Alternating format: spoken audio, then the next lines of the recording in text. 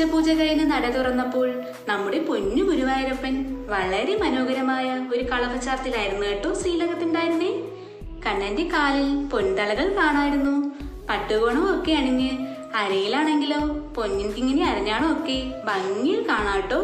ഉണ്ണിയുടെ കഴുത്തിൽ മുല്ലമൊട്ടുമാല, പതക്കം പോലൊരു മാല, കഴുത്തിനോട് ചേർന്ന് വളയം പോലൊരു മാല ഒക്കെ ചാർത്തിയിട്ടുണ്ട് കേട്ടോ. ഇന്ന് കൈവളകളും തോൾവളകളും ഒക്കെ അണിഞ്ഞിട്ടുണ്ടായിരുന്നു നമ്മുടെ പൊന്നുണ്ണി. കണ്ണന്റെ വലത് കൈയിൽ ഓടക്കുഴലുണ്ടായിരുന്നു.